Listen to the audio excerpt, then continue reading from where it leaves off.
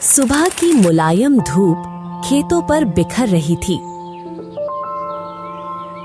गांव का जमींदार हरि प्रसाद अपनी फसल की देखभाल करते हुए खेत के किनारे टहल रहा था। तभी गांव का रामलाल गरीबी के कारण बदहाल था, जिसके परिवार की पीढ़ियों ने कभी धन का सुख नहीं देखा था। वो धीमे कदमों से वहां आया। अरे रामलाल, तू फिर यहाँ? कितनी बार बोला है सुबह सुबह मेरे सामने मत आ। तेरा चेहरा देखते ही मेरा पूरा दिन खराब हो जाता है। सुबह सुबह शुभ चीजें देखनी चाहिए, न कि तेरे जैसे पनौती को। हरि प्रसाद की कटु बातें सुनकर रामलाल का मन भारी हो गया। हरि प्रसाद जी, मैं गरीब हूँ, इसमें मेरा क्या दोष? मैं तो बस मेहनत करके अपनी जिंदगी सुधारना चाहता हूँ। दोष तो तेरा ही है। गांव वाले सही कहते हैं, तू पनौती है। तू जहां जाता है वहां मुसीबत आती है। बता यहाँ क्या करने आया है? हरि प्रसाद की बातों ने रामलाल के दिल को चोट पहुंचाई, लेकिन उसने हिम्मत जुटाकर जवाब दिया। जी, मुझ पर बस थोड़ा सा रहम करें। मैं बहुत मेहनती हूँ, बस एक मौका चाहिए। अरे साहब, बताना क्या चाहता है? समय बर्बाद मत कर। हरि प्रसाद जी, मेरे परिवार ने 2 दिन से कुछ नहीं खाया। गांव में हर जगह काम मांगा, पर कोई काम नहीं देता। सब मुझे पनौती कहकर भगा देते हैं। आपके पास इतने खेत हैं, कृपया मुझे किसी खेत में काम दे दीजिए। मैं मेहनत से काम करूंगा, मेरा और मेरे परिवार का गुजारा हो जाएगा। हरि प्रसाद ने रामलाल को ठंडी नजरों से देखा और कुछ पल सोचकर बोला। रामलाल, मैं तुझे काम नहीं दे सकता। क्या पता तेरी गरीबी मुझे लग जाए। एक सलाह देता हूँ, इस गांव को छोड़ दे, किसी और गांव में चले जा जहां कोई तुझे न जानता हो। वहां शायद काम मिल जाए। यहाँ तो तू सबके लिए पनौती ही रहेगा। रामलाल निराश होकर हरि प्रसाद के खेत से लौट आया और एक पेड़ के नीचे बैठ गया। भूख से उसका शरीर कमजोर हो चला था। तभी उसकी नजर गांव के मोहन भाई पर पड़ी, जो अपने बेटे को खाना खिला रहे थे। पिताजी, ये रोटी तो बासी है, मुझे तो गर्मा गर्म पराठे चाहिए। अरे बेटा, सुबह की जल्दी में तेरी माँ से चूक हो गई। अभी तो खा ले, शाम को तुझे गर्मा गर्म पराठे बनवाऊंगा। मोहन के बेटे ने गुस्से में रोटी जमीन पर फेंक दी। ये देखकर रामलाल का दिल और टूट गया। वो दौड़कर मोहन भाई के पास पहुंचा। मोहन भाई, ये क्या? आप अपने बेटे को अन्न का मूल्य नहीं सिखाते? भूखे लोग इसी रोटी के लिए तरसते हैं। अरे रामलाल, तू यहाँ क्या करने आया है? तू तो वही पनौती है जिसके कारण पूरे गांव में सबके सब परेशान रहते हैं। चल निकल यहाँ से। रामलाल चुपचाप वहां से चला गया। चल बेटा चल, घर चल। तुझे पराठे ही चाहिए ना? मैं तेरी माँ से अभी बनवाता हूँ। चल चल, जल्दी चल। मोहन और उसके बेटे के चले जाने के बाद रामलाल काफी देर तक उस आधी रोटी को देखता रहा। उसने धीरे से रोटी उठाई, उसे अपने फटे हुए कपड़े में लपेटा और घर की ओर चल दिया। जैसे ही वो घर के अंदर दाखिल हुआ, एक पुरानी चारपाई पर लेटे उसके बीमार पिता की धीमी खांसी की आवाज सुनाई दी। रामलाल खुद भी खांसी से परेशान था, लेकिन उसने अपनी परेशानी को दबा दिया। तभी उसकी छोटी बेटी सुधा भागती हुई उसके पास आई। पिताजी, बाबा की खांसी रुक नहीं रही है, क्या हम डॉक्टर के पास नहीं चलेंगे? रामलाल का मन अंदर तक हिल गया। उसकी आंखों में दर्द और लाचारी का समंदर उतर आया। बेटी, डॉक्टर, डॉक्टर के पास जाने के लिए पैसे कहाँ हैं? लेकिन आपने कहा था कि आप काम पर जा रहे हैं। क्या आपको काम नहीं मिला? रामलाल ने अपनी बेटी की आंखों में देखा। उसे झूठ बोलने की हिम्मत नहीं हुई। नहीं बेटा, आज भी कोई काम नहीं मिला। लेकिन तुम चिंता मत करो, मैं हूं ना। तभी उसके पिता की आवाज आई, जो खांसी के कारण पूरी तरह से सुनाई नहीं दे रही थी। रामू बेटा, तू घर आ गया, कुछ खा ले बेटा, खा ले। रामलाल की आंखों से आंसू छलक पड़े। नहीं पिताजी, मैं ठीक हूँ, आप आराम कीजिए। बेटा रामू, तू मुझसे क्या छुपा रहा है? मैं जानता हूँ जिस परिस्थिति में तू है, मैं भी इसी परिस्थिति से गुजरा हूँ। काम नहीं मिलना, लोगों के ताने सहना, हर सुबह की उम्मीद लेकर घर से निकलना और शाम को खाली हाथ लौटना। पता नहीं भगवान हमसे क्या चाहता है। क्या हम कभी सुख का जीवन नहीं जी पाएंगे? पिता के ये शब्द रामलाल के दिल को छू गए। उसे लगा जैसे उसके पिता ने उसके मन की सारी बातें पढ़ ली हों। हाँ पिताजी, अब तो लोग मुझसे दूर भागते हैं, मुझे देखना तक पसंद नहीं करते। आज हरि प्रसाद सेठ ने मुझे पनौती कहकर भगा दिया और मोहन भाई ने भी। मैं जहां जाता हूं बस मेरा अपमान ही होता है। पिताजी, क्या हम भगवान से प्रार्थना करें? शायद वह सुन ले। हाँ बेटी, हम भगवान से प्रार्थना करेंगे, जरूर करेंगे।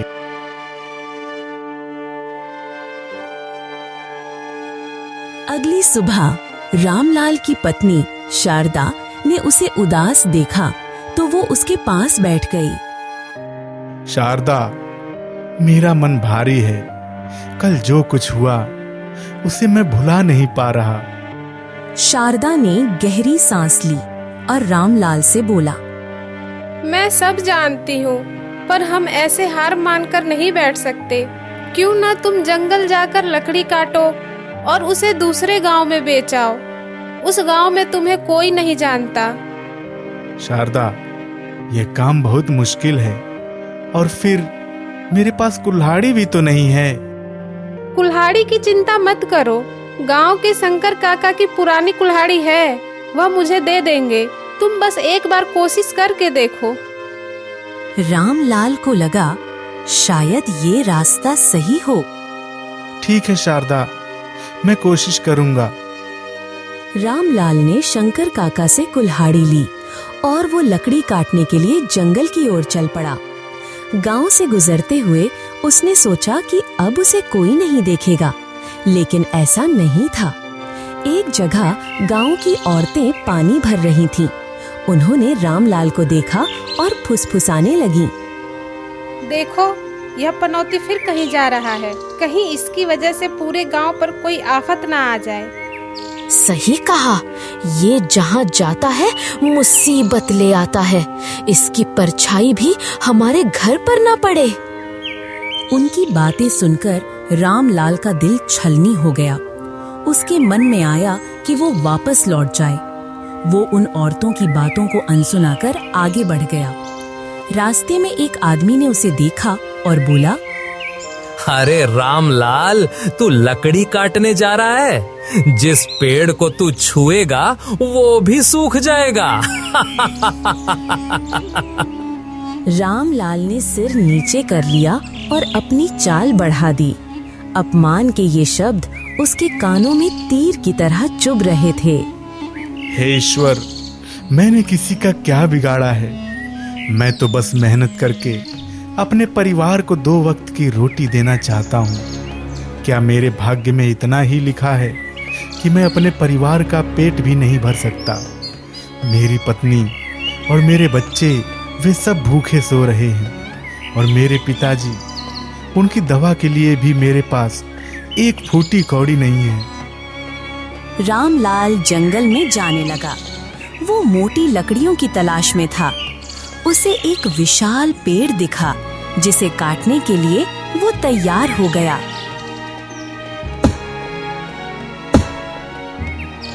तभी एक आवाज आई। रामलाल, मैं तुम्हारी मदद करना चाहता हूँ। रामलाल डर गया। उसने इधर उधर देखा लेकिन कोई नहीं था। उसने सोचा कि शायद वो भ्रम में है। डरो मत रामलाल, यह मैं हूँ, कुल्हाड़ी। रामू आश्चर्यचकित होकर बोला, तुम बोल सकते हो? हाँ, मैं बोल सकता हूँ और मैं तुम्हारी गरीबी भी दूर कर सकता हूँ। रामू को अपने कानों पर विश्वास नहीं हो रहा था। उसने सोचा, ये कैसी पहेली है? अगर तुम वाकई अपनी परिस्थिति सुधारना चाहते हो तो मेरा कहना मानो। रामलाल ने कुल्हाड़ी की बात नहीं मानी। रामलाल को लगा कि वो भूख और थकान के कारण पागल हो रहा है। तुम मुझसे मजाक कर रहे हो? मेरी हालत ऐसी है कि मैं अपना दिमाग भी खो रहा हूँ। मैं सच कह रहा हूँ रामलाल। मैं तुम्हें एक खजाने का पता बताऊंगा जिससे तुम्हारी परिस्थिति सुधर जाएगी। रामलाल ने फिर कुल्हाड़ी को उठाया और गुस्से में बोला, बस बहुत हुआ, मैं इन बातों में नहीं आऊंगा। मुझे काम करना है अपने परिवार के लिए। ये खजाना, गरीबी और श्राप, मैं इन सब में विश्वास नहीं करता। रामलाल, तुम मेरी बात नहीं मानोगे तो बहुत पछताओगे। तुम मुझे डरा रहे हो? मेरी जिंदगी में तो पहले से ही इतना डर और गरीबी है कि अब किसी चीज से मुझे डर नहीं लगता। रामलाल ने कुल्हाड़ी को उठाया और लकड़ियां काटने लगा। फिर कुछ सूखी लकड़ियां इकट्ठा की। उसने सोचा कि ये सिर्फ उसका वहम था। उसने कुल्हाड़ी की बात को अनसुना कर दिया। उसने लकड़ियों का एक बड़ा गट्ठा बनाया, उसे अपने सिर पर रखा और दूसरे गांव की ओर चल पड़ा। वो जानता था कि वहां उसे कोई पनौती कहकर अपमानित नहीं करेगा और उसे अपनी मेहनत का फल जरूर मिलेगा। वो लकड़ियां लेकर दूसरे गांव के बाजार में चल देता है।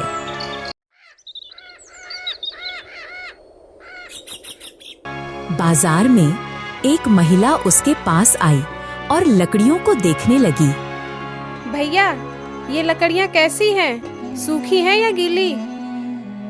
रामलाल के चेहरे पर एक मुस्कान आई।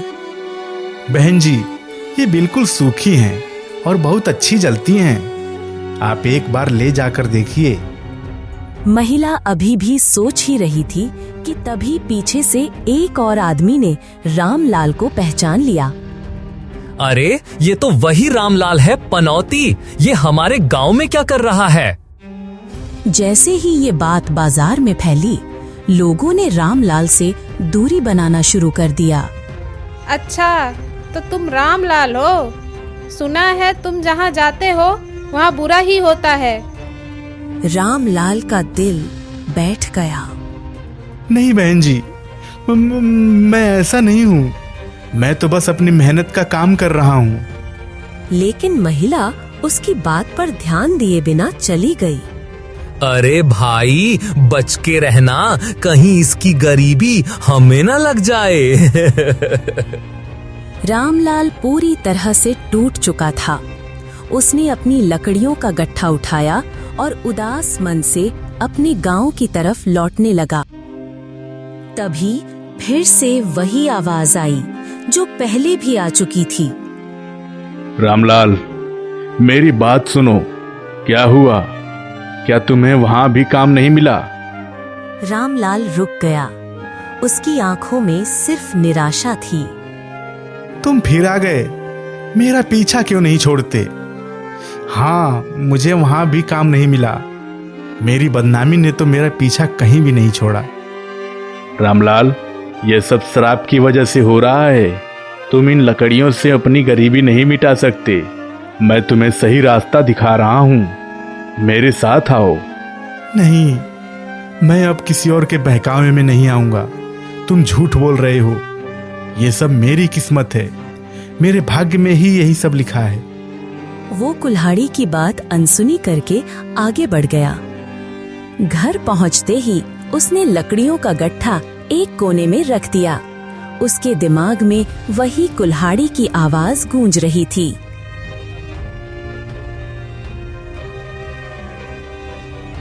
फिर अगली सुबह अगर वह सच में झूठ बोल रहा होता तो इतनी जोर देकर क्यों कहता? उसे मेरे बारे में सब कुछ कैसे पता चला? मेरा नाम, मेरी किस्मत, ये सब कोई मजाक नहीं हो सकता।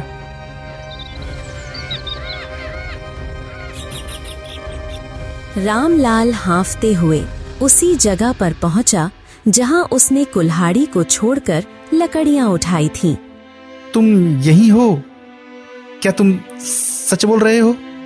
हाँ रामलाल, मैं यही हूँ। मैं तुम्हें सिर्फ सच बताने आया हूँ। मुझे माफ कर दो, मैंने तुम्हारी बात नहीं मानी। मैं इतना लाचार हूँ कि मुझे अपनी ही किस्मत पर विश्वास नहीं होता। तुम्हारी गलती नहीं है, यह सब तुम्हारी पीढ़ियों का श्राप है। पर अब समय आ गया है इसे खत्म करने का। तुम मेरी बात मानोगे? हाँ हाँ, मानूंगा मानूंगा। मुझे बताओ, मुझे क्या करना होगा? बहुत अच्छे, अब सुनो। तुम इस जगह को खोदना शुरू करो। यहाँ एक बहुत बड़ा खजाना छिपा है। रामलाल ने तुरंत कुल्हाड़ी का फावड़े की तरह इस्तेमाल करना शुरू कर दिया और जमीन खोदने लगा।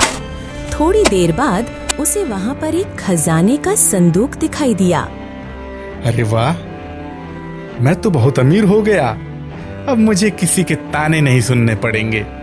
मेरा परिवार कभी भूखा नहीं रहेगा। रुक जाओ रामलाल, ऐसा बिल्कुल मत करना। रामलाल चौंक गया। क्यों? क्या हुआ? अब तुम क्यों रोक रहे हो? ये तो मेरा खजाना है। अब मैं अमीर हो गया हूँ। अगर तुमने इस खजाने को अपने लिए इस्तेमाल करने की सोची, तुम्हारी स्थिति फिर से खराब हो जाएगी। तुम्हारी गरीबी का अभिशाप कभी खत्म नहीं होगा। रामलाल का चेहरा खुशी से उतरकर गुस्से में बदल गया। उसने कुल्हाड़ी की बात का विरोध करते हुए कहा, क्या मतलब है तुम्हारा? मैंने इसे ढूंढा है तो ये मेरा है। अब मैं किसी की बात नहीं मानूंगा।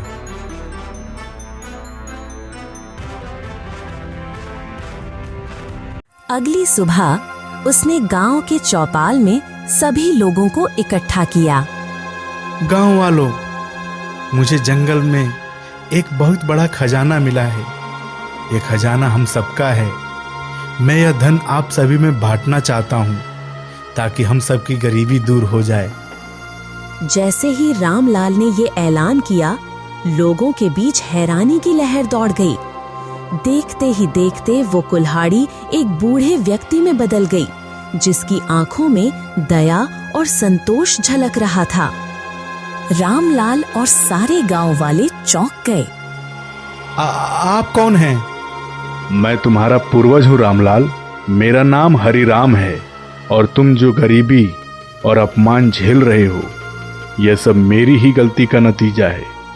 कई सौ सालों से मेरे खानदान की पीढ़ियां मेरी एक गलती की सजा भुगत रही है। हरिराम ने गहरी सांस ली और अपनी कहानी सुनाना शुरू किया। बेटा रामलाल, मैं तुम्हारा ही इंतजार कर रहा था। जैसे तुम अभी खजाना देखकर लालच में पड़ गए थे, ठीक वैसे ही बहुत समय पहले मैं भी ऐसे लालच में पड़ गया था। मेरे गांव में एक मुखिया जी रहा करते थे, जो बहुत दयालु और नेक इंसान थे। वह लोगों की भलाई के लिए अपना जीवन अर्पित कर देते थे। एक बार गांव में भयंकर सूखा पड़ गया, जिससे लोग भूख से मरने लगे। मुखिया जी बहुत परेशान हो गए। हरिराम, तुम मेरे सबसे भरोसेमंद आदमी हो। तुम जानते हो, मेरे पुरखों ने खजाना छिपा रखा है ताकि बुरे वक्त में गांव की मदद हो सके। वो वक्त आ गया है। लेकिन मुखिया जी, वह खजाना कहाँ है? उसके बारे में तो किसी को भी नहीं पता। मुझे पता है। फिर मुखिया जी ने हरिराम को खजाने का पता बताया। आप चिंता ना करें मुखिया जी, मैं अभी जाता हूँ और वह खजाना लेकर आता हूँ। मैं उस गुफा के अंदर गया जहाँ खजाना छिपा था। जब मैंने सोने के सिक्के, हीरे, जवाहरात इन सभी को देखा तो मेरी आंखें चमक उठीं। इतना सारा धन देखकर मैं हैरान हो गया था। मेरी नीयत पर तो लालच हावी हो गया था। मैंने सोचा, इतने सारे खजाने से तो मैं खुद अमीर हो जाऊंगा। मैंने तुरंत एक योजना बनाई। मैं घर गया और अपनी पत्नी को यह सब बताया। उसने भी लालच में आकर कहा, इस खजाने को अपना बना लो। मैंने नकली खजाने बनवाए और उन्हें मुखिया जी को दे दिया। जब मुखिया जी ने देखा कि खजाने तो नकली हैं तो उनकी हवाइयाँ उड़ गई। मैंने तुरंत गांव में जाकर यह अफवाह फैला दी कि मुखिया जी ने जो खजाना रखा था वह सब झूठ था। गांव वाले मुखिया जी से बहुत नाराज हो गए और उनका अपमान करने लगे।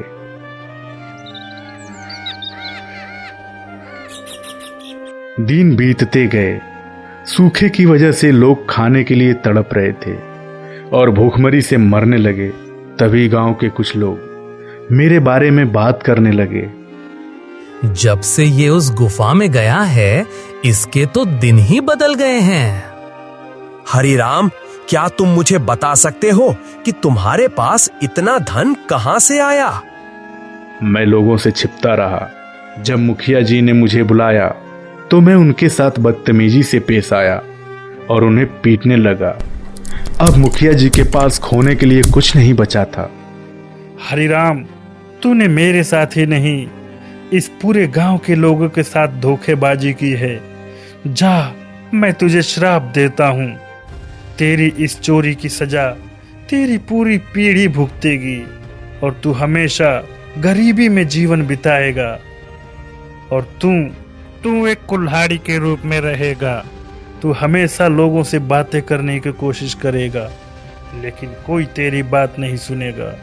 तब तुझे पता चलेगा कि किसी के साथ धोखा देना कितना दुखदाई होता है। मुखिया जी का गला भर आया।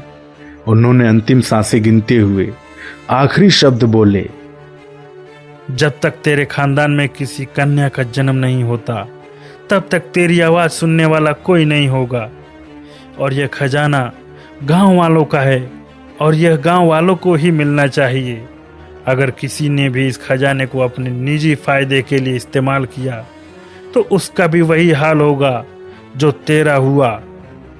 इतना कहकर मुखिया जी ने वहीं दम तोड़ दिया और मैं एक कुल्हाड़ी के रूप में परिवर्तित हो गया।